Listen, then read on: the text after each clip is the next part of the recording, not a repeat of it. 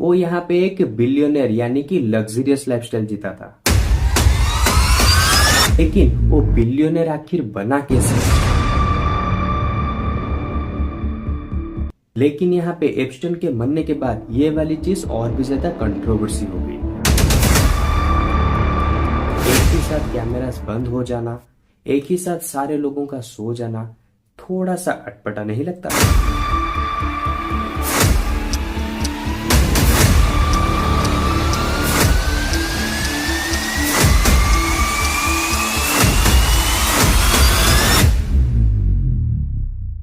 एक आदमी के ऊपर ट्रैफिकिंग के सीरियस एलिगेशंस, लेकिन फिर भी वर्ल्ड के बड़े बड़े प्रेसिडेंट्स, बड़े बड़े सेलिब्रिटीज, यहाँ तक कि बड़े बड़े बिलियनर्स के साथ उसका उठना बैठना था।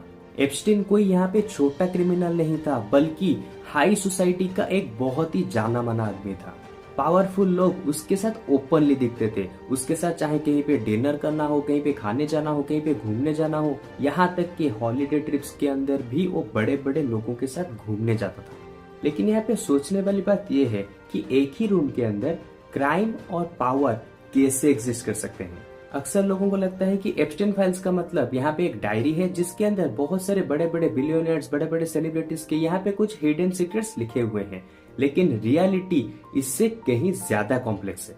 एप्स्टाइन फाइल्स यहाँ पे कोई छोटा मोटा डॉक्यूमेंट नहीं है, बल्कि यहाँ पे ये एक हजारों पेजेस का आर्चिव है। कोर्ट लॉ सूट से निकले हुए डॉक्यूमेंट्स, प्राइवेट जेट के लॉग्स, कॉन्ट्रैक्ट बुक्स यहाँ पे, और इसके साथ साथ और भी कई ऐसे कॉन्फिडेंशियल पेपर्स और कॉन्फिडेंशियल चीजें इस एप्स्टाइन फाइल्स के अंदर मेंशन है। इन फाइल्स के अंदर नेम होना इसका मतलब ये नहीं है कि ऑटोमेटिकली गिल्टी फील करना।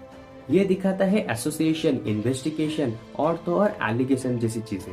अगर सिंपल चीजों में समझाया जाए तो ये वाली फाइल एक ब्लूप्रिंट की तरह है, जो कि बहुत ही यानी कि वर्ल्ड के सारे रिचेस्ट और सबसे ज्यादा पावरफुल लोगों को एक दूसरे के साथ जोड़ती है।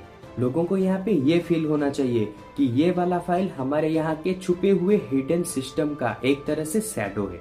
जेफरी एप्स्टाइन, इसको एक फाइनेंशियर बोला जाता था, यानी कि वो बड़े बड़े लोगों के, वर्ल्ड के जितने भी सारे बड़े बड़े लोग हैं उनका एक फाइनेंशियल एडवाइजर था। लेकिन उसका यहाँ पे बिजनेस क्या था, उसका इनकम कहाँ से आ रहा था, इतने सारे वेल्थी पर्सन उसके साथ कैसे मिले, इस चीज का यहाँ पे कोई भी प्रूफ नहीं है। फिर भी वो यहाँ पे एक बिलियनर यानी कि लग्जरियस लाइफस्टाइल जीता था। एक प्राइवेट जेट जिसका नेम था लोलिता एक्सप्रेस, जो कि मीडिया रिपोर्ट्स में बताया गया, उसके साथ साथ Caribbean private island, New York mansion, high profile parties, elite academic circles में एंट्री, तो इस तरह की बहुत सारी चीजें उसके पास एक बिलियनर होने के नाते थी। लेकिन वो बिलियनर आखिर बना कैसे? कौन सा ऐसा बिजनेस किया जिसकी वजह से वो इतना ज्यादा वेल्दी पर्सन हो गया? इसका कोई भी यहाँ पे लिंक नहीं है। लेकिन ये सोचने वाली बात है, आखिर ऐसा कौन सा बिजनेस है जो कि लोगों को दिखाई नहीं देता था, लेकिन फिर भी वो उस वाले बिजनेस से करोड़ों बिलियंस ऑफ डॉलर्स यहाँ पे जनरेट करता था।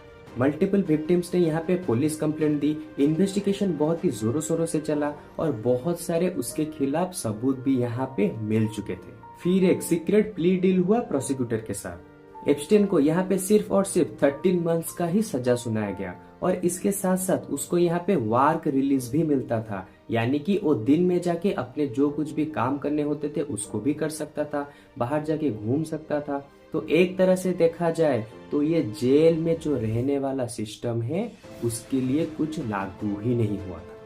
और इसके अंदर सबसे गौर करने वाली चीज ये है कि यहाँ पे ये जो प्ली डील हुआ था, तो इसके बारे में किसी भी विक्टिम को यहाँ पे इन्फॉर्म ही नहीं किया गया।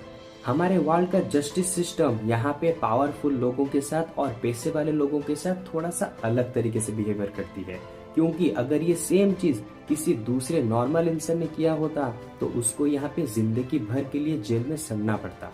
लेकिन जब बात आती है पावरफुल और पैसे वाले लोगों की, तो यहाँ पे सिस्टम थोड़ी सी तमीज से पेश आता है।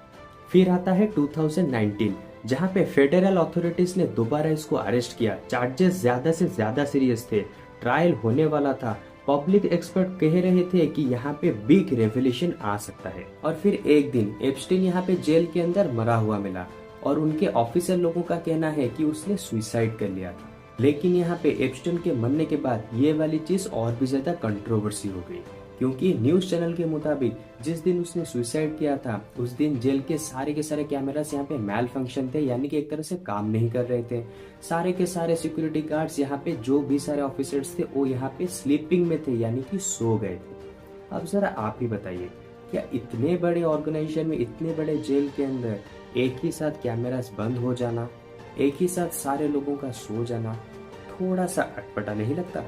ऑफिसर्स लोगों का आंसर यहाँ पे लोगों को तो मिल गया, लेकिन लोगों के दिमाग के अंदर यहाँ पे डाउट ही खत्म नहीं हुआ था। सर्वाइवर्स ने यहाँ पे सालों तक लीगल लड़ाई की, बहुत ही ज्यादा पावरफुल लोगों के साथ लड़े, उसके साथ साथ सोशल मीडिया के ऊपर प्रेशर, बाहर मीडिया के साथ प्रेशर, इस तरह की सारे के सारे प्रेशर झेलने के बाद भी वो आज तक यहाँ पे सरवाइव करके रह गए।